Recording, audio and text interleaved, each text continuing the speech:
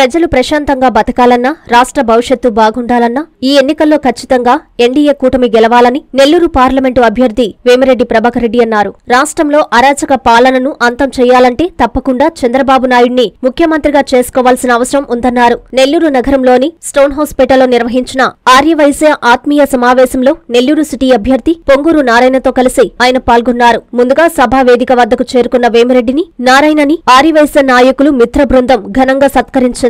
బాణాసంచా వెలుగుల మధ్య భారీ గజమాలతో స్వాగతం పలికారు. అనంతరం ఏర్పాటు చేసిన వేదికపై వారిని ఆర్యవైశ్యులు శాలువాలతో సత్కరించారు. అనంతరం వీపీఆర్ నారాయణలు ఆర్యవైశ్యుల్ని ఉద్దేశించి ప్రసంగించారు. ఆర్యవైశ్యులు అంటే నమ్మకానికి నిదర్శనమన్నారు. ఈ ఎన్నికల్లో నన్ను, నారాయణని గెలిపిస్తే తప్పకుండా పెండింగ్ ప్రాజెక్టులన్నీ పూర్తయి నెల్లూరు దేశంలోనే ఒక స్మార్ట్ సిటీగా నిలుస్తుందన్నారు. ఈ కార్యక్రమంలో టీడీపీ నాయకులు, కార్యకర్తలు, ఆర్యవైశ్యులు పాల్గొన్నారు. ఆర్యవైశ్య ఆత్మీయ సభకి నన్ను పిలవడం చాలా సంతోషం. మీ అందరి ముందు నేను రావడం, మీ అందరి ముందు ఉండడం కూడా నేను ఒకటే, మాకు ఆర్యవైశ్యం అంటేనే నాకు చాలా అభిమానం, నమ్మకం. ఇప్పటి నుంచే కాదు, ఎప్పటి నుంచో కూడా వైశ్యాస్తో నా కంపెనీలో కూడా చాలా మంది వైశ్యాస్ని పెట్టుకున్నా. ఎందుకంటే నమ్మకం. ఒక మాట చెప్పినా వాళ్ళ భయస్థులు కూడా నమ్మకము, రెండోది భయస్థులు. ఈ రోజుండే ఈ పరిపాలనలో మీ అందరూ మీరు ఏదన్నా చెప్పాలన్నా భయపడి మనకెందుకులే అని చెప్పి మీరు ఐ థింక్ వెనక్కిపోతా ఉన్నారు. నీకొక్కటే నేను చెప్పేది, రేపు మనందరం తెలుగుదేశం గవర్నమెంట్ని తెచ్చుకోవాలా. మీ అందరూ కూడా ముందుకు రావచ్చు. ప్రతి ఒక్కరు కూడా సంతోషంగా మీ వ్యాపారాలు కానీ ఇంకోటి కానీ ఏదైనా కానీ ధైర్యంగా చేసుకోవచ్చు. నేను చెప్పగలిగింది ఒక్కటే, మీ అందరికీ మీ భరోసా ఇస్తున్నాం. అందుకని మనం చంద్రబాబు నాయుడు గారిని గెలిపించుకొని ముఖ్యమంత్రిగా చేసుకోవాలా. అది చాలా అవసరం కూడా మనకి. చిన్న ఎగ్జాంపుల్, ఈరోజు మార్నింగ్ ఎలక్షన్ క్యాంపెయిన్కి మన రూరల్లో పోయి ఉంటే మా అన్న కొడుకు ఈ గవర్నమెంట్ తరఫు నుంచి వచ్చి వీళ్ళందరినీ లోపలండి అని బెదిరియడం, ఏది పర్మిషన్తో క్యాంపెయిన్ చేస్తుంటే విత్ పర్మిషన్ అంటే భయపడి వెళ్ళిపోతారు అని. అంటే అరాచకం ఎట్లుందో మీరు చూడండి. ఎలక్షన్ క్యాంపెయినింగ్ కూడా ఈరోజు కంప్లైంట్ చేశాం. అంటే పరిస్థితులు ఎట్టొస్తున్నాయో చూడండి. ఎలక్షన్ కూడా చేయటంలా, ఎట్ట మనం అడ్డం పట్టామా, ఎట్ట వెళ్ళి ఓడగొట్టాలా, అదే మెయిన్ వాళ్ళ అజెండా. అదే భయపెట్టి చేయాలని. సో మనందరం ధైర్యంగా నారాయణ గారి నుంచి నేను చెప్పాల్సిన అవసరం లే. ఈ రోడ్డు కానీ ఇంకోటి కానీ ఏదైనా ఈరోజు నెల్లూరు టౌన్లో సిటీలో ఉంది అంటే అది కేర్ ఆఫ్ నారాయణ. అది నారాయణ గారి బ్రాండ్. ఏది చూడండి, ఏ డెవలప్మెంట్ అయినా జరిగిందంటే సార్ టైంలోనే జరిగింది. అది ఏదో సైలెంట్ గా నేను గమనిస్తున్నాను, సైలెంట్ గా బట్ వెరీ గుడ్ ఆపరేటర్ ఆయన. మనకి మీకు మాకు అందరికీ గెలిపించుకొని ఆయన మళ్ళీ మనం ఎమ్మెల్యేగా మనం చేసుకుంటే 100% మీ అందరూ సంతోషంగా మీ ఇళ్లలో పడుకోవచ్చు. నెల్లూరు పట్టణం ఎక్కడికో వెళ్ళిపోద్ది. చంద్రబాబు నాయుడిని మనం గెలిపించుకోవాలా ఫైనల్ గా, అదే మన గోల్. సో నారాయణ గారిని గెలిపించుకోవాలి ఇక్కడ, అక్కడ చంద్రబాబు నాయుడు గారిని ముఖ్యమంత్రి చేసుకోవాలి. అట్టే నన్ను కూడా ఎంపీగా సార్ చెప్పినట్టు నా అవసరం కూడా ఉంటుంది. సో నన్ను కూడా మీరు ఎంపీగా సైకిల్ గుర్తుకేసి గెలిపించాలని కోరుకుంటున్నాను. ఐ థింక్ సమయం కూడా 10 గంటలకు ఏదో ఇది ఉన్నట్టుంది. సో మీ అందరికీ చాలా ఏం చెప్పాలో, థ్యాంక్స్ చెప్పాలో, ఏం చెప్పాలో కానీ మీరందరూ చాలా అభిమానంతో ఈరోజు ఇంత పెద్ద సభ ఏర్పాటు చేసి చాలా ఇంట్రెస్ట్ తీసుకొని చేశారు. మీ అందరికీ ధన్యవాదాలు. మినిస్టర్గా ఉన్నప్పుడు సర్వోదయ కళ విషయం నా దృష్టికి తీసుకొచ్చారు. నేను దాన్ని చాలా ప్రయత్నించాను. అయితే చివరి 6 నెలల్లోనే నా దృష్టికి తీసుకొచ్చారు. చివరి 6 నెలల్లో ప్రయత్నం చేశాను. ఆ రోజు ముఖ్యమంత్రిగా ఉన్న నారా చంద్రబాబు గారిని ఒప్పించాను. సార్ దాన్ని ఆర్యవైశ్యులకు ఇచ్చేస్తున్నాం, వాళ్ళే రన్ చేసుకుంటారు. నెల్లూరు నడి సెంటర్లో ఉంది, కానీ అక్కడ ఉన్న విద్యార్థుల సంఖ్య చాలా చాలా తక్కువగా ఉందంటే ఆయన ఎప్పుడు కూడా గవర్నమెంట్లో రన్ చేయాలనుకోడు, ప్రైవేట్ వ్యక్తులకే ట్రస్ట్కి ఇచ్చారనుకుంటారు. ఆ రోజు ఆయన యాక్సెప్ట్ చేశారు, వాళ్ళకే ఇచ్చేస్తాం, అయితే లీగల్ ప్రాబ్లమ్స్ని కరెక్ట్ చేయమన్నారు. అప్పుడు అధికారులతో మాట్లాడితే కోర్టుకు వెళ్ళినారు, కోర్టులో వాళ్ళు కానీ కేసులు విత్డ్రా చేసుకుంటే వెంటనే ఇస్తామన్నారు. అప్పుడు ఆ రోజు 2 గ్రూపులతో నేను మాట్లాడటం కూడా జరిగింది, 4-5 సార్లు మాట్లాడాను. అయితే అది సఫలం కాల, ఇంతలో కలెక్షన్ రావడం దాన్ని ఆగిపోవడం జరిగింది. ఖచ్చితంగా నేను ఆ విషయంలో ప్రభుత్వం రాగానే 2024 మీ అందరి యొక్క సపోర్ట్తో ప్రభుత్వం రాగానే దాని మీద ప్రత్యేక దృష్టి సారించి అయితే ఆ 2 గ్రూప్ ఉన్న వాళ్ళందరినీ ఒప్పించి ఖచ్చితంగా లీగల్ ప్రాబ్లమ్ సాల్వ్ చేసి అది మీకు వచ్చే విధంగా చేస్తానని నా ప్రయత్నం చేస్తానని ఈ సభాముఖంగా మీ అందరికీ తెలియజేస్తున్నాను. అదేవిధంగా వైమానిక విషయం కూడా ఎన్నోసార్లు గ్రూప్లో నాకు చెప్పారు, దానికి అన్నీ కంప్లీట్ అయిపోయిన పర్మిషన్లు మాకు హ్యాండ్ ఓవర్ చేయడం అని, దాన్ని కూడా ఖచ్చితంగా చేస్తానని మీ అందరికీ తెలియజేస్తున్నాను. ఎందుకంటే ముఖ్యమంత్రిగా ఉన్న నారా చంద్రబాబు నాయుడు అది ఒకటే చెప్పేవాడు, ప్రభుత్వం పాలసీలు చేయాలా, ఆ పాలసీలు ప్రజలు నిర్వహణ చేసే సంక్షేమాలు మనం చేయాలా, డెవలప్మెంట్ యాక్టివిటీస్ రోడ్లు డ్రైన్స్ ఇన్ఫ్రాస్ట్రక్చర్ చేయాలా, మిగతా అన్ని ఎవరైతే ప్రైవేట్ వ్యక్తులు చేస్తారో వాళ్ళు చేస్తేనే దానివల్ల ఫలితాలు వస్తుందని వారు నమ్మేవాడు. ఖచ్చితంగా ఈ 2 విషయాలు చేస్తానని మీ అందరికీ తెలియజేస్తున్నాను. అదేవిధంగా ఇందాక వాళ్ళు చెప్పినట్టుగా 2014లో నేను ఎక్కడా కంటెస్ట్ చేయాల, ఈ రాష్ట్రంలో ఎక్కడా కంటెస్ట్ చేయాల. అయితే 1993 నుంచి 2014 వరకు తెలుగుదేశం పార్టీకి చేసిన సేవకాను 2014లో ఆ రోజు ముఖ్యమంత్రిగా ఉన్న నారా చంద్రబాబు డైరెక్ట్ నేను అడిగారు, నారాయణ నువ్వు క్యాబినెట్లోకి వస్తావా, నీలాంటి విద్యావంతులు రావాలని ఆయనకి ఆయన ఇన్వైట్ చేయటం. నేను ఒక్క నిమిషం ఆలోచించాను, ఎడ్యుకేషన్లో ఎంతో సాధించాం, ఎంతో సేవ చేశాం, అది ఒక్క ఎడ్యుకేషన్ యాంగిలే. అదే ఒక ప్రభుత్వంలో చేరితే మంత్రిగా ఉంటే అనేక యాంగిల్లో అనేక వర్గాల ప్రజలకు సేవ చేయొచ్చని ఆ రోజు వెంటనే ఒప్పుకున్నాను. వెంటనే నేను మంత్రివర్గంలో తీసుకున్నారు. తర్వాత అమరావతి రాజధాని నిర్మించే ఒక పెద్ద ప్రాజెక్టుని వారే ఇచ్చారు. వారే చక్కగా చెప్పారు, నీకు అమరావతి రాజధాని కట్టేస్తున్నాను, ప్రపంచంలో ఉన్న టాప్ 5 రాజధానుల్లో ఒక రాజధాని చేస్తానన్న నమ్మకం నాకుంది, చేయమన్నారు. అదేవిధంగా దాన్ని డిజైన్ చేశాం.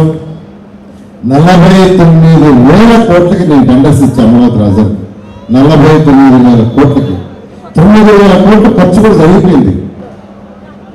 3,600 హౌసెస్ అధికారులకు కట్టాం.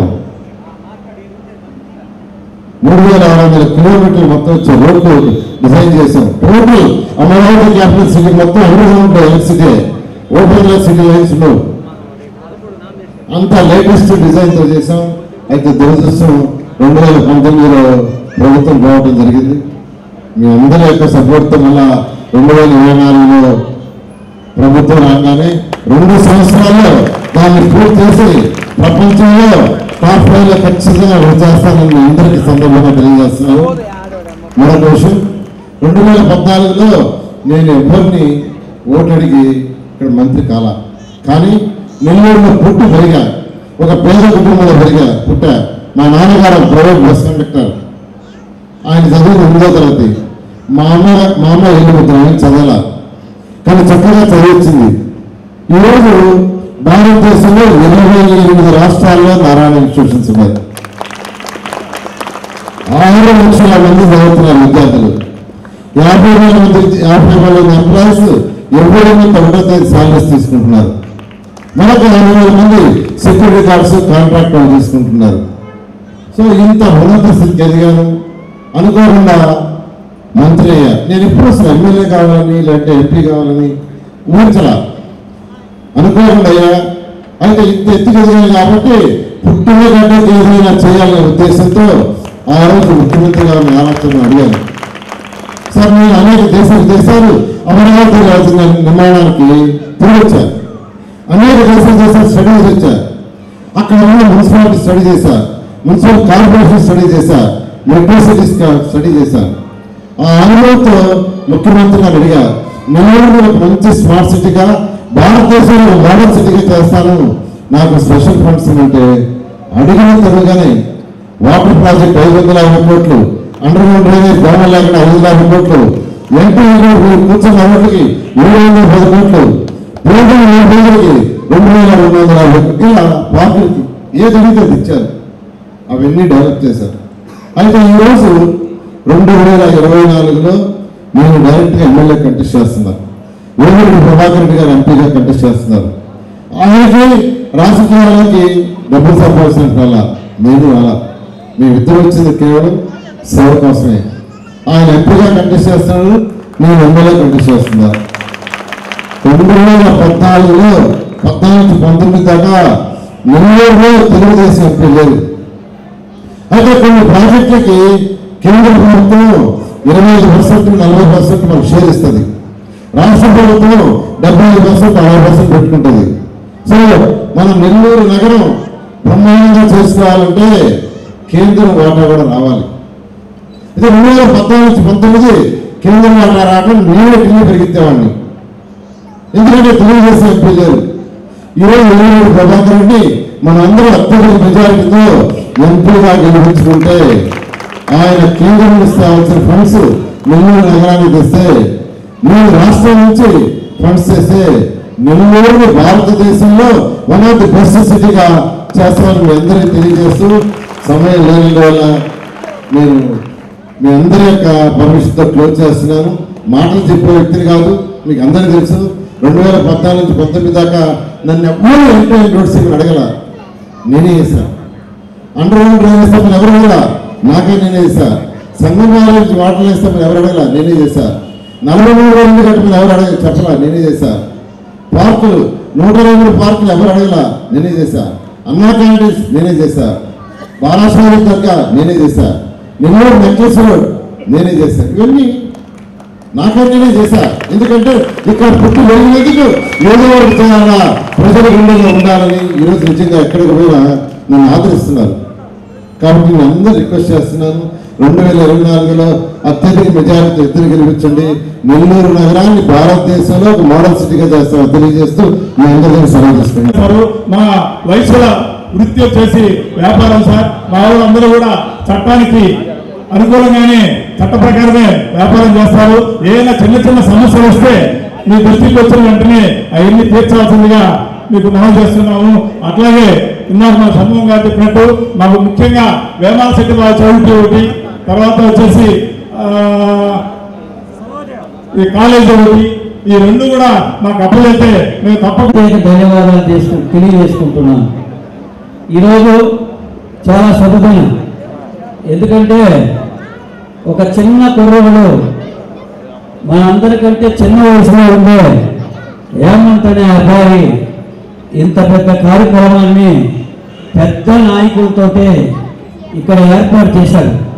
మనందరం కూడా ఆ అబ్బాయిని ఇంకా అభివృద్ధిలోకి ఇటువంటి కార్యక్రమాలు ఎక్కువ చేయాలని చెప్పి మనందరం కూడా ఆశీర్వదించాలి. అలాగే మరి నేను పెద్దలందరూ ఇక్కడ ఉన్నారు, వాళ్ళందరికీ కూడా ఒక 2 మాటలు నిర్ణయించుకుంటాను. మరి మన ఆర్య వయసులో ఎంతో మంది పేదలు ఉన్నారు, జరుగుబాటు కాని వాళ్ళు కూడా ఉన్నారు. అలాంటి వారికి మరి కేంద్ర ప్రభుత్వం నుంచి వచ్చేటువంటి సంక్షేమ పథకాలు ఎన్నో ఉన్నాయి. అవి అన్నీ కూడా అన్ని కులాల వారికి, ఎస్టీలకి, బీసీలకి, మైనార్టీలకి అందరికి కూడా ఇస్తున్నారు. మన వయసులకు మాత్రం చిన్న చూపు చూస్తుంది ప్రభుత్వం. కాబట్టి కేంద్రం నుంచి వచ్చే సంక్షేమ పథకాలన్నీ కూడా మరి వేమిరెడ్డి గారు మనం గెలిపించుకొని మన ఆర్యవైశ్య పేదలందరూ కూడా వారి సహాయ సహకారాలు అందించాలని చెప్పి కోరుకుంటున్నాను.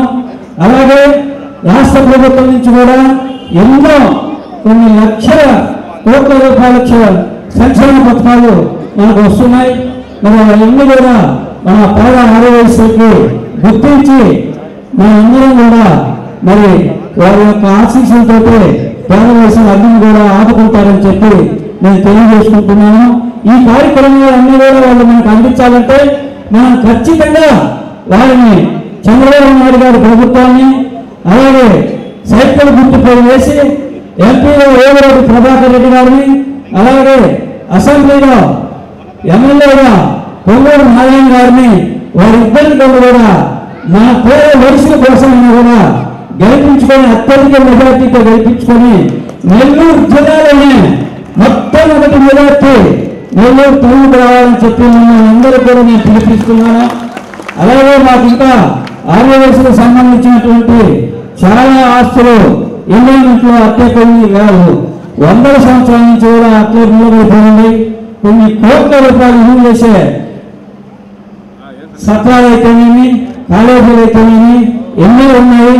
వీరందరూ కూడా శ్రీ క్రోతినామ సంవత్సర ఉగాది శుభాకాంక్షలు. మీ సిఎంఆర్ జ్యువెలర్స్ లో ఉగాది బంగారు వేడుకలు. బంగారమే బ్రహ్మాండమాయే, ఆఫరే అద్భుతమాయే. 1 గ్రాము బంగారు ఆభరణాల కొనుగోలుపై 250 రూపాయల వరకు భారీ తగ్గింపు. గోల్డ్ కాయిన్ పై ఈ ఆఫర్ వర్తించదు. శుభ ముహూర్తాలకు, వ్రతాలకు ఈ ఉగాది ఎంతో శ్రేష్టం.